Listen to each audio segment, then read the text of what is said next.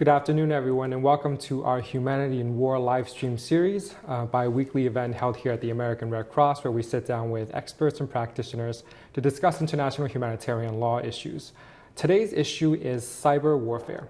My name is William Hsu, and I am a legal fellow with the International Humanitarian Law Unit, and I'm joined by Chuck Blanchard, with a partner at the law firm Arnold and Porter, who focuses on national security issues. Mr. Blanchard actually also led an esteemed career in the public sector as well, having graduated from Harvard Law School to serve as a clerk for U.S. Supreme Court Justice Sandra Day O'Connor. He's also served as a two-term member for the Arizona State Senate, and as well as a Homeland Security Advisor for the governor of Arizona. In 1999, he was appointed to be the General Counsel of the U.S. Department of the Army, after which he served in a similar role as the General Counsel for the U.S. Air Force. Mr. Blanchard, we are thrilled to have you with us here today, and thank you for lending us your wealth of experience on the topic. Well, glad to be here. Yeah, so for our audience tuning in via the live stream, you can tweet us questions using the hashtag #HumanityInWar, and towards the end of our hour here today, we'll be asking the questions live to Mr. Blanchard. So we've actually gotten a lot of interest on the topic of cyber warfare. So if you don't mind, we can just jump right into the questions. Of course. So cyber attack and cyber intrusion is a term which definition has been discussed a lot lately. What, in your experience, when did the word enter into the vocabulary of the national security community, and how has the terms and the definition evolved since then? I think the word cyber war or cyber attack has been around since the 1990s. The problem we have is that the word attack has a particular meaning in international law, but the word cyber war has taken a more amorphous meaning. So some things that we consider cyber attack aren't attacks within the meaning of international law, and that's been a real challenge. So in that sense then, in international law, how do we distinguish between a cyber attack as sort of a crime or vandalism versus an actual act of war that would trigger the Geneva Conventions? I think there are several aspects. One is who is doing the attacking. If it's a hacktivist group doing it for sort of ideological reasons, or it's a cyber criminal group that's doing it for gain, to steal something, it really doesn't meet any of the definitions that would implicate international law. It's usually when a state gets involved that we can begin to ask the question whether something triggers obligations under international law. So we have either a group that's told what to do by a government, or the government itself is doing that activity, then you reach international law. And then depending on what kind of cyber incident occurs, can trigger whether or not international humanitarian law comes into play. So in that sense, not only the actor, but the effect, the after effect would matter as well. Yes, I mean, and this is the biggest challenge in deciding what is an attack within the meaning of the UN Convention, what is armed conflict within the meaning of the Geneva and Hague and other international humanitarian legal frameworks. And I think the consensus is becoming that you really look at a variety of factors, but the main issue is, does it have the kinds of effects that a kinetic, by kinetic I mean something that blows up, does it have the same kind of effects that a kinetic attack should take? So there's consensus in the international community, by and large, that if it just results in loss of human life or injury to human beings, or causes damage to property, it's an attack. If the more amorphous, and there's less agreement about, is if it doesn't destroy anything, but it hinders the functionality, I think a majority would say that hindering of functionality meets the definition of an attack. But there's not consensus on that. There are some people who believe it really has to be a destruction in order to be an attack. You've mentioned the need for a kinetic force in the end for it to be qualified to trigger the Geneva Conventions. Has there so far in our history been a good example where, in hindsight, experts in the national security community have said, yes, that would qualify? Well, we don't know all the facts. We don't know what I know is based on what you read in the New York Times. But it would appear that if the Stuxnet worm, which destroyed centrifuges in Iran, if that was done by a state actor, it might have met the definition of an armed attack because it destroyed property. And so in that sense, so in a hypothetical scenario, if country A did that to country B, use something like Stuxnet, what would be the legal choices for the country on the receiving end of such an attack? If it's an armed attack, then under the UN Charter, at that point, the person being attacked has a right of self-defense. And the right of self-defense does not have to be, they can respond kinetically, they can respond with cyber. And in fact, the US position is if we are ever attacked by a cyber attack within the meaning of the UN Charter, we would respond in the way best appropriate and wouldn't necessarily be responding by cyber. And so once you have an armed conflict that results from this kind of activity, then the rules of how you conduct that war come into play, and if cyber is a toolkit, then you have the traditional issues of only hitting military targets, making sure that you're distinguishing between civilian targets and military targets, and making sure that if you have likely civilian casualties, that the military value is of sufficient importance to justify the risk to civilians. Thank you. So talking about retaliation, under the UN Charter, there is a right for sort of preemptive retaliation in expectation of attack. So in a scenario that says country B suffers a blackout of its radar systems because of a cyber attack, and it has the experience in the past of a kinetic armed attack right following such a cyber attack, would they be able to preemptively respond? In other words, is preemptive response for a cyber attack the same as any kinetic attack? I think the key issue is imminence. How imminent is the threat?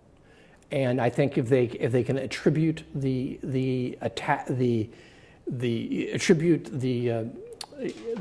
cyber attack by a state actor, and they know who did it, then I think they can respond under the UN Charter by taking action.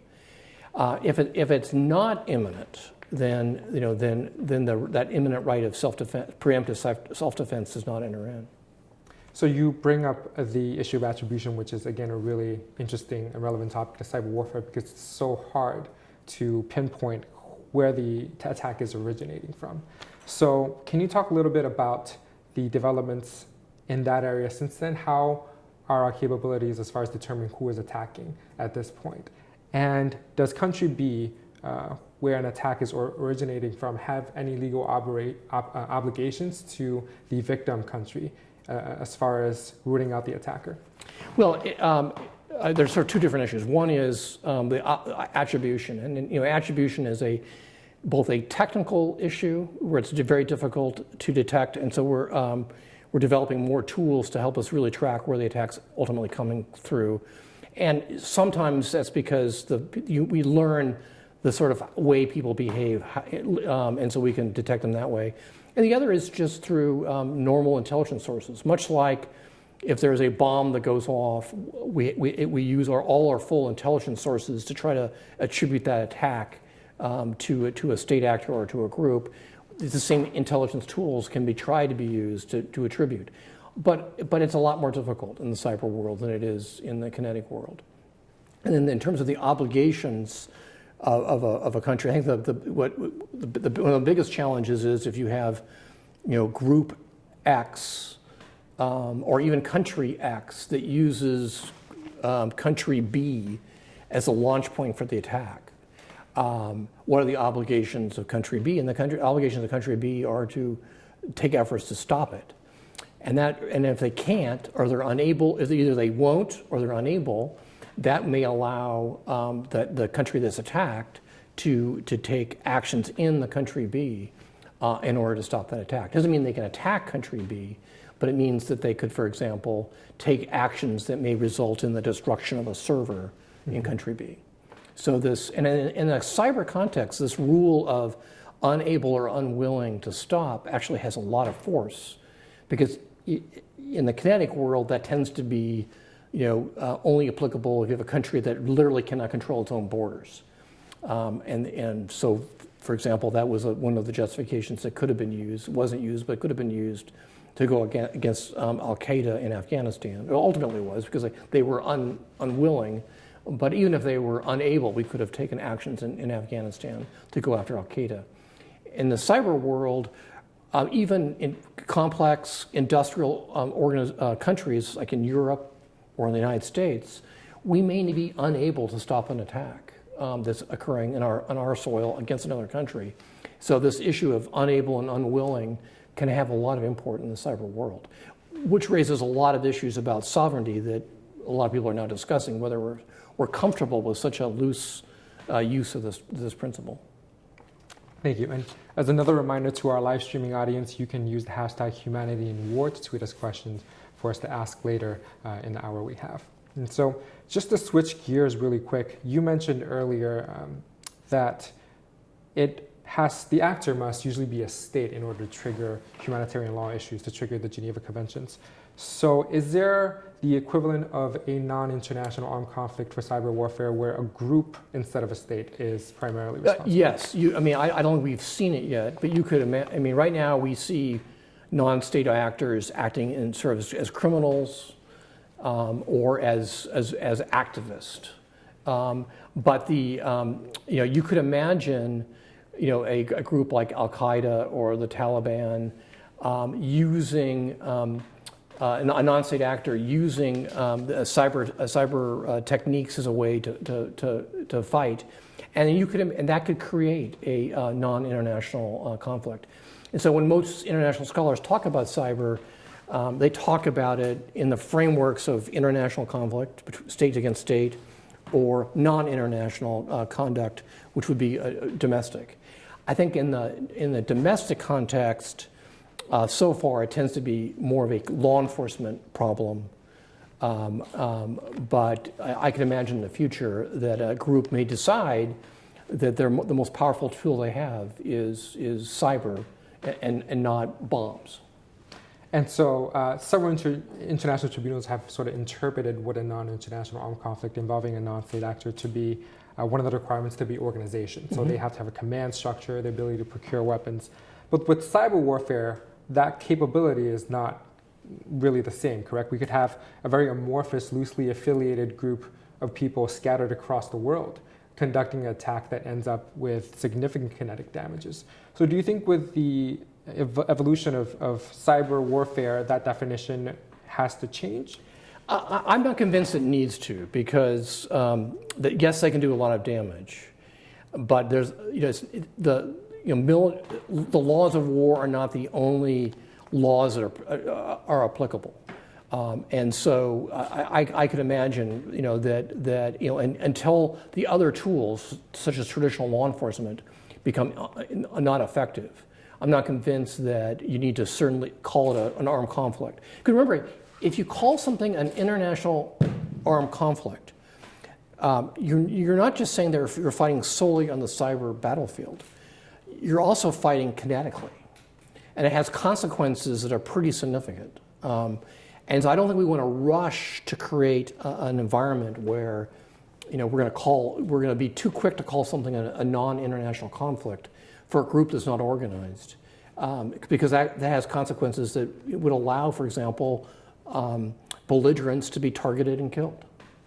So is it more accurate to say, sort of, in viewing cyber attacks in the context of armed conflict, it's more likely to be either a catalyst or something that's in conjunction with kinetic? Right, or for example, I could imagine in the future, we haven't seen it yet because our opponents are not yet sophisticated enough to do an effective attack that meets the definition of attack. But you could imagine a group that is organized, that meets the definition of an organized group, using cyber not as the sole tool, but as one of many tools they would use. And in that context, much as we have to judge their behavior about what they target kinetically, we have to judge their behavior as to who they target with cyber. Thank you. We actually do have a question from Twitter. Okay. So what should the top 3 priorities of disaster responders be an event of cyber attack? As you can tell, this is probably from Red Cross. Yeah, that's a good question. I think the reality is, that we're talking about cyber attack, but most of the cyber activity we're seeing doesn't meet that kind of definition. But it can have huge consequences. It could, it can have for a short time cause great pain to people, or even accidental activities can. So part of our disaster preparedness has to be to take into account our ability to provide services in an environment where there is no internet. So I think we need to be careful, in the disaster area, that we are able to operate in an environment where we don't have the great tools we have for communications through cyber. So I think that's the most important issue. And second of all, preparedness. Cyber preparedness has to be as important now to businesses who are now faced with data breaches all the time. And so we advise clients as to what they need to do to prepare if they ever get hacked, and we lay out a whole set of preparedness. So I think families also need to be prepared as well. To an amazing degree, we are becoming more and more dependent on networks, and we need to make sure that we think ahead as to how we would operate without them. And I think for many of us who may not be as familiar with the topic of cyber attacks, we imagine a skilled computer programmer sort of in their own living room conducting this sophisticated attack that can bring down an entire country's infrastructure. How realistic sort of is that vision? What are sort of the capabilities or the worst case scenarios that the national security communities are worried about? Well, I think what we're seeing right now is largely fairly unsophisticated denial of service attacks, which are very cheap, not very costly, and they can shut down a bank for a few hours. But there are workarounds, and so they get on top. I don't think that these denial of service attacks meet the definition of a cyber attack. And I also don't think that right now most groups would have the sophistication to do a true attack. However, there are a lot of very talented national groups out there that are developing effective tools where taking out an electric grid is not out of the question. Causing damage to factories is not out of the question.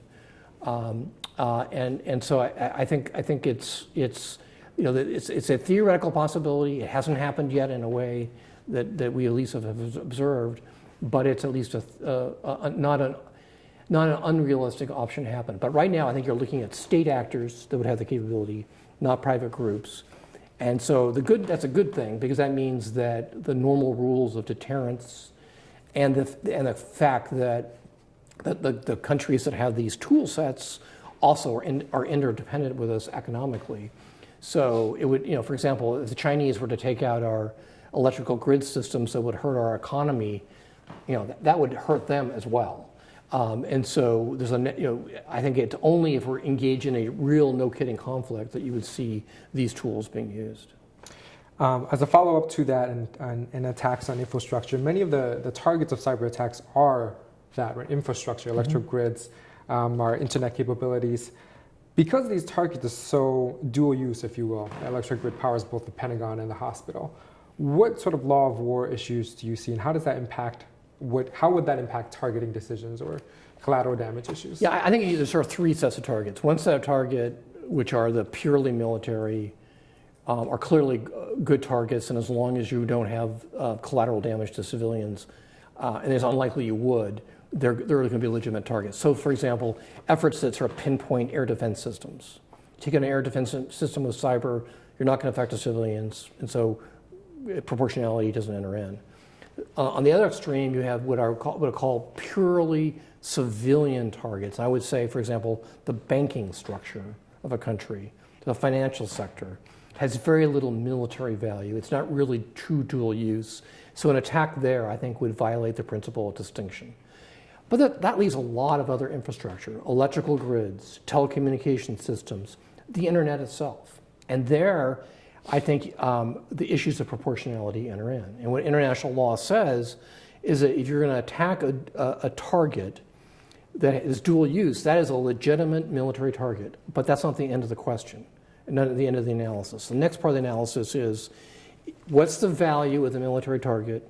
What's the likely civilian damage? And then to property and people, not just people, but to property. And then you need to weigh, and if the military target is really, really valuable, you can justify some civilian damage. But if the civilian damage is overwhelming compared to a limited military value, then it becomes an unlawful target. So taking out an entire country's internet network, it's a legitimate target because it has dual use. It's used by the military, but I doubt that the military value would justify the great harm that's done to civilians. So I think the kinds of attacks that would survive proportionality would not be taking out an entire country's grid permanently, but maybe taking it out for a few hours while you attack air defense systems, or a more limited geographical area that's more used by the military than by civilians. So let's flip that question around. On the other side, for a country who knows that such an attack is possible, do they have a responsibility to separate their military infrastructure from the civilian ones? Well, there is an obligation to have this distinguished, but I think that you reach a point where it becomes uneconomical, for example, for the Department of Defense to have its own electrical grid system. We never have, and I doubt we ever will. So I think, yes, there's an obligation to create as much as you can, but there's a rule of reason that applies. And unfortunately, the way the economics are driving all countries is for dual use, for things like electrical grid, telecommunications, and internet systems. So we have more questions from Twitter. Is our military now so tech-enabled that would it still be capable of operating if cyber attacks take away these tools? I can tell you that the Air Force is beginning to train our pilots to live in a world where GPS is jammed and where telecommunication goes down. We have a big training exercise called Red Flag, and at Red Flag, they simulate what would happen if effectively the networks are taken down. So, and that creates challenges. I mean, how do you use a precision weapon when GPS is down? There are things we're doing. One is we're developing a more sophisticated military use only GPS signal that's hard to jam, and also we're beginning to research ways we can have weapons that are still precise, even though we no longer live in a world where GPS is around. But no, I think the military is beginning to realize that they need to train in an environment where they cannot assume that GPS will be around and that communications will be around. Are we there yet? Not yet, but I think there's a recognition that we need to begin to train in that way. For those of you who are just joining us with our conversation with Chuck Blanchard on cyber warfare, you can tweet us questions using the hashtag #HumanityInWar. So we have another question from our live stream viewers. Does the public really need to care about cyber warfare as a threat, or how much of this is sort of fear-mongering? I think, to be fair, I think there's more smoke here than there is fire.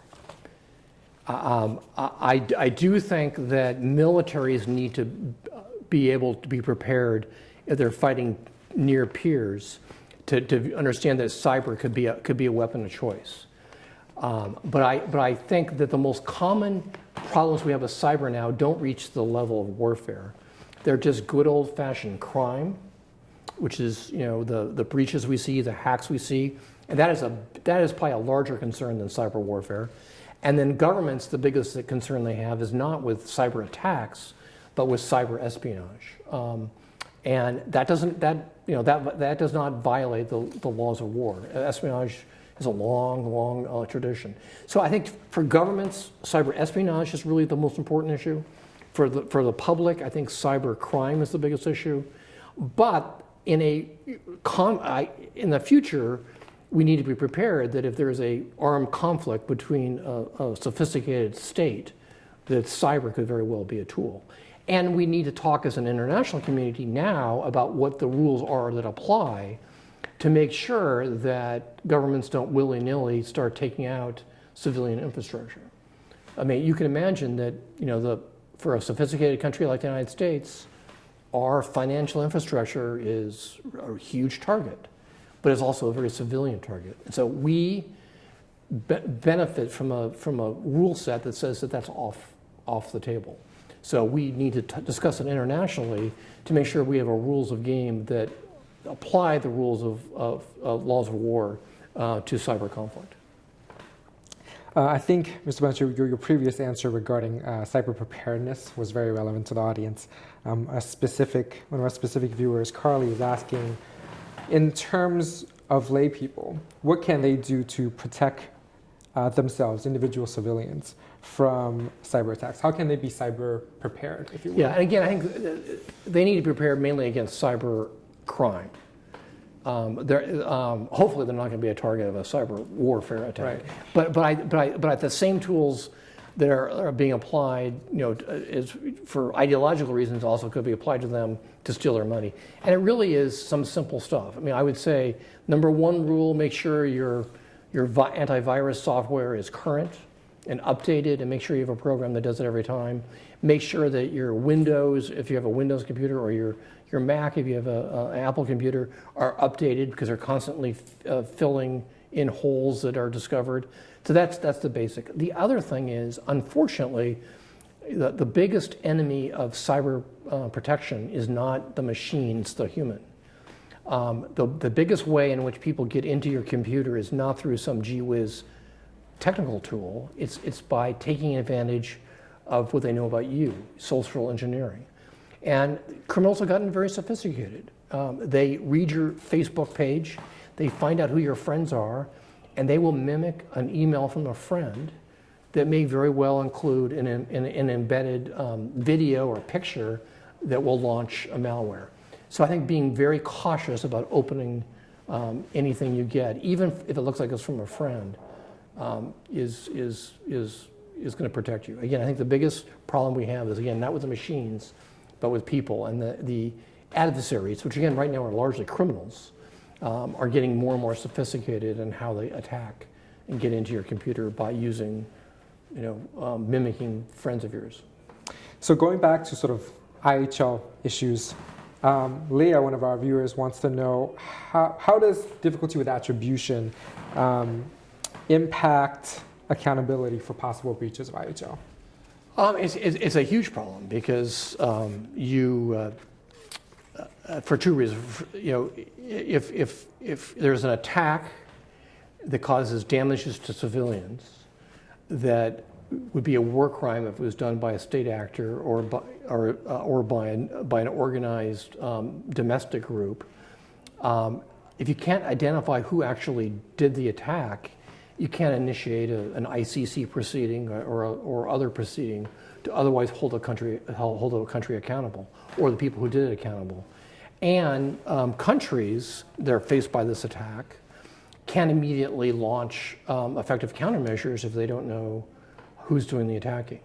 Which means that's why countries right now are investing a lot of time and effort in trying to solve the attribution problem. And the most recent example is the Sony hack that has been attributed to North Korea. I mean, the United States government announced that they had connected this to an attack by North Korea. A lot of folks in the internet community were highly skeptical of the capability of the United States to make that kind of attribution decision. So that's why I think the United States is working on tool sets that will help us do attribution, and then just using good old-fashioned intelligence methods as well to try to learn as much as we can about what's happening so that we can detect who is launching these attacks. So another one of our viewers wanted to know about small states and how they can prepare for cyber war, and I want to kind of add to that. Do you sort of see a trend of smaller states with less kinetic capabilities sort of developing more cyber capabilities as almost a force equalizer? Has that been the trend? Has that been an issue? I mean, I think what we've seen actually is that smaller states have taken a strong interest in cyber because they can view it as is something they can do to contribute to an alliance. So for example, Estonia, it's a very small country, it's a member of NATO. They were the subject of a denial of service attack. They basically shut down their internet, and it was attributable, they believed, to groups affiliated with the Russian government. That gives a wake-up call by Estonia, but it also made them think, we can't afford to buy airplanes or bombs to become a very effective partner in NATO. But one thing we can do, we have a lot of computer scientists, we can be the center of excellence within NATO for all things cyber. And so Estonia is actually where the NATO Center for Cyber Excellence is, and that's really been their contribution to NATO. And the best book out there, the best treatise out there about cyber law, about the law that applies to cyber attacks, was actually done by a group that met in Tallinn. It was an international group of lawyers from all over the world, including Americans, and but it was sponsored by NATO, but it included countries other than NATO, and they chose Tallinn as the place to do that. So small countries can have a role here. And so I think if you look at our potential adversaries who are looking at, state adversaries, who are looking at the United States' abilities with bombs and airplanes, they are beginning to recognize that their most effective tool set might actually be cyber. So they're beginning to invest a lot in cyber capabilities. And let's go back to bigger countries for a second. Okay. Some of sort of these world powers are developing their own sort of cyber exclusive units like the US Cyber Command. If the Cyber Command or an equivalent civilian agencies, how much of their talent, if you will, how much of their staff are civilian expertise, since we're not talking about the traditional form of military conflict where you would need to train soldiers? And if we are talking about these civilian agencies or civilian experts embedded with military units conducting these sort of attacks in an armed conflict context, how would that impact the application of the law of war? There are civilians, largely consultants, that are hired to help. But the decision to fire and the execution of the cyber issues are, to my understanding, done by people in uniform. And we do that not because it violates international law for a civilian to do a military activity. It doesn't. A civilian can, if they want to, they could go with the 81st Airborne and drop with them and fight with them. The only problem is they, unlike the soldiers, don't have immunity from prosecution. So what to a soldier would only result if they got caught to being a POW under international law, if a civilian were to do the same activity, they could be prosecuted for murder and potentially executed. So for that, in order to protect the civilians, that's why the actual use of the weapon system, so to speak, is done by the military. But civilians are very important in creating the weapon systems. Much like civilian engineers create, the F-35 that's then deployed by a person in uniform, cyber tools are largely created by civilians, most of them contractors, but they're executed by folks in uniform.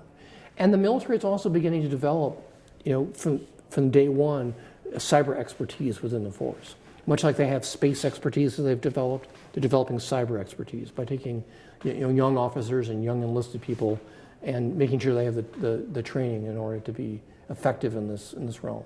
So the military is very much treating its cyber capabilities like any other one of its functions. Right. It's both a defensive function, defending their networks, which is a day zero activity. We do that right now. We're not even apart from war. We have to protect our networks, and then also developing tool sets that we can use against potential adversaries should there be war. Thank you. So let's talk about private military contractors for a little bit, because various militaries in the world have very much used these contractors, not just for support roles, as to bring in supplies, but to actively wage war. How much do you see that as a possibility, or even in current use, regarding cyber warfare? Well, it's certainly happening. It's certainly happening in the espionage world. We from what we can tell is that various nation states are using freelance groups of hackers to do their dirty work. We've seen this with China, we've seen this with Russia, we've seen this with Iran. So it's certainly happening. Again, there's nothing that says that a civilian is prohibited by international law from doing this. It just means that they become subject to potential criminal liability. And for the United States, we have computer fraud acts that have, if they have an impact on the United States or even worldwide, someone can be prosecuted. So somebody who's in China, who's not a member of the Chinese military, who does an act of a cyber attack, could be prosecuted in the United States. And why does that matter? Well, it may not, we're not likely to prosecute them unless they come to the United States, but we've effectively barred them from the United States. And because of our relationship with the NATO allies, we've effectively barred them from Europe. What about humanitarian organizations? Do they need to worry about cyber preparedness, and what kind of threats would they face, especially for those that operate in conflict areas? Well, certainly organizations like the Red Cross and the UN have been subject of kinetic attacks in places like Afghanistan and Iraq. So I could imagine that they would also be potential subject of attack through cyber as well. And the thing about cyber is that while the Taliban in Afghanistan don't have the ability to plant a bomb here at Red Cross headquarters in Washington, D.C., or at the ICRC headquarters in Geneva, or the UN headquarters in New York, they just don't have that capability. If they develop cyber capabilities, they could potentially knock out the networks, not just of the Kabul office, but the offices abroad. So I think protecting networks is incredibly important for organizations that act in conflict areas. And I also want to go back to the civilian components for a second. So we understand that private military contractors serve all sorts of roles on the front line. But usually for one that's conducting cyber operations, they are more likely to be stationed, here in Virginia. Right. What does that mean for the ability of an adversary to target them, and for collateral damage, them being in a mostly civilian area rather than in a forward operating base? Well, if you were to imagine if we had a full-on conflict that met the definition of armed conflict, and people were, if the military in the United States were engaged in attacks on other countries that met the definition of a cyber attack, they become legitimate targets. And that also means that the civilians who are supporting that effort can also be legitimate targets as well. And lastly, just I think to sort of frame our entire conversation here, do you think the existing framework, and that is Geneva Convention, the Hague Laws, is sufficient and adequate to address our current cyber warfare concerns, or do you think there needs to be any update? I think the framework works perfectly, because the framework has its focus not on the weapon system, it has a focus on the effect and on protecting civilians. So the framework is the right framework to have because it keeps your eye on the ball. The eye should not be on the weapon system, your eye should be on the civilian that you're protecting. So I think the framework is right. Now I do think that there are challenging issues about the threshold of what is an attack that raise some difficult issues. And I think we may see cyber behavior that's below the threshold of an attack that would trigger international legal obligations. I can imagine, just because of how dependent we are on cyber, that the international community will move toward customary international law that will offer an additional framework that will govern what we do with these below the threshold kinds of attacks. But I think largely, the framework works. And the framework, remember, was largely developed before modern military weapons really were in existence.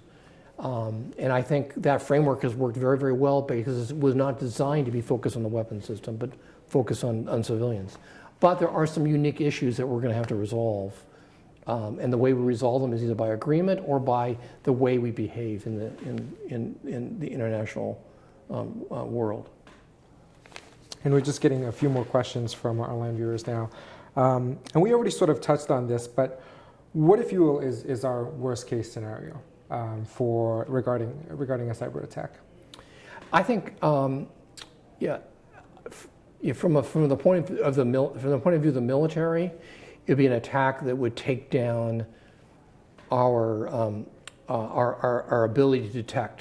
It would take down our radar systems, not so much in domestic United States, but let's say it would knock out the ability of an aircraft carrier group from knowing what's going on. I mean, that could make that very, very vulnerable. So from the point of view of military on military, I think that's our biggest challenge. Doesn't raise the humanitarian issues that we've been discussing, but it could cause us to lose a battle. So from a military point of view, what they fear most, that's what they fear. What I think the international community fears from cyber warfare, beyond the military challenges, is the great human suffering that could occur if a modern industrial country's energy system were taken out for a long period of time. I mean, you could just imagine how we would function or couldn't function if we had to go 5 months without electricity. And I think that you could you begin to imagine the inevitable deaths that would result, the suffering that would be caused, the diseases that would be caused. And so I think that is, from a humanitarian point of view, it's probably the biggest challenge. That being said, that would probably be a war crime. But from the international community, what we want to avoid, that's what we want to avoid. Military may have a different answer. And the last question sort of from me today is, what are the remaining gray areas, the points of controversy as far as applying international humanitarian law to cyber? I think the biggest challenge is the threshold issue is, does it even meet the definition of a conflict, an armed conflict or an attack, such that you trigger all these legal rules? And I think the biggest challenge is, for example, it doesn't, if it doesn't destroy the computer, it doesn't destroy any data, but it causes the grid to go out for 3 hours. Is that an attack? Okay, not 3 hours, but how about a day? So this definitional issue as to what happens in cyber that would result you in thinking that it's an armed conflict for which international humanitarian law would apply. And I think the solution probably will be that we're going to start having discussions about the obligations of states, even apart from international humanitarian law, for those kinds of activities. And I think we have a principle we can use to apply. The principle is that of sovereignty. It does not violate the laws of war for a country to attack, cause this temporary kind of damage, because it probably does not meet the threshold of an attack or armed conflict. So the UN Charter is not put into play, and international humanitarian law is not put into play. But it does violate our sovereignty. So I think over time, I think you're going to see a development of a sort of a code of conduct that's going to be the result of international customary law that's going to begin to govern these kinds of activities. And because these activities are very, very damaging to most nation states, I think the international customary law is that they may very well be treated under the UN Charter as if they met the threshold of an armed attack. So I think that's the biggest area of uncertainty and the biggest area of challenge. And it's one that we either will deal with by defining it as an armed attack, or we'll deal with it by coming up with our own framework. And I can tell you that within the Pentagon and in the White House and the national security establishment, as there's discussions about the use of cyber tools in low intensity kinds of ways, there was a big recognition that our own behavior in this area was setting a norm. And the answer, we always had to ask the question, are we willing to set a norm that could be applied against us? And I think that made the United States and a lot of other industrialized countries less reticent to use cyber as a tool in these sort of low intensity ways, because we recognize that we benefit greatly from a legal regime that bars them. Well, thank you, Mr. Blanchard, for joining us today and for your time and your insights. We really enjoyed the conversation. And thank you for our online viewers for tuning in. Our next series in our Humanity and War live stream series will be on journalism and war, and that will be on September 17th. So please tune in then to that discussion.